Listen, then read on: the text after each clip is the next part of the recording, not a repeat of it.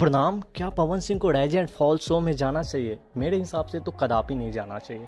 देखो, इस शो में पहले मैं ये क्लियर कर दूं कि इस शो में कौन कौन जाता है। तो देखो, इस शो में ना भाई इन्फ्लुएंसर सब जाते हैं यार, जिसको नाम बनाना होता है। जैसे कि बहुत सारे पहले टिकटॉक चलता था, टिकटॉक से भाई मिलियन मिलियन फॉलोअर्स हो के फिर जाता था उसमें नाम चलाने के लिए। बहुत सारा इंस्टाग्राम इन्फ्लुएंसर जाते हैं ताकि नाम हो भाई। तो मेरे कहने का मतलब ये है कि पवन सिंह को क्यों नाम कमाना है यार।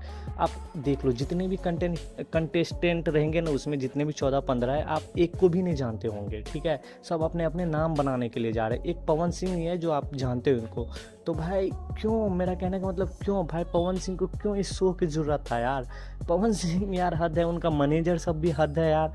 क्यों उनको ज़बरदस्ती इसमें लेके गया, आई डोंट नो यार। बट मेरे नज़रिए से नहीं जाना चाहिए था। ये बहुत बड़ा स्टार है पवन सिंह।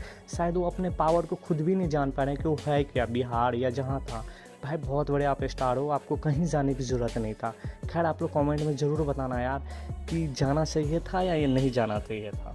और कहने का मतलब ये है कि पवन सिंह क्या इसमें टिक पाएंगे? मेरे हिसाब से यार उनका जो नेचर है, जिस हिसाब से वो गुस्सैल है, क्या उसमें बर्दाश्त कर पाएंगे यार एक दूसरे को झगड़ा? तो क्या क्या नहीं झेलना पड़ेगा यार, जो कि इनका नेचर नहीं है। खुद स्टार हो आप, क्यों इन सब में फंस गए हो यार? तो मेरे कहने का मतलब नहीं जाना चाहिए था। और शायद टिकेंगे या नहीं टिकेंगे वो भी बहुत इंटरेस्टिंग होगा। वो तो 6 तारीख के बाद ही देखने को मिलेगा। तो भाई देखते हैं ना, कमेंट में आप लोग ज़रूर बताना। खैर, इस पर पूरा हम टोटल वीडियो बना के लेके आएंगे, अभी शॉर्ट वीडियो लेके आए। जब तक के लिए आप चैनल को लाइक करो, सब्सक्राइब करो।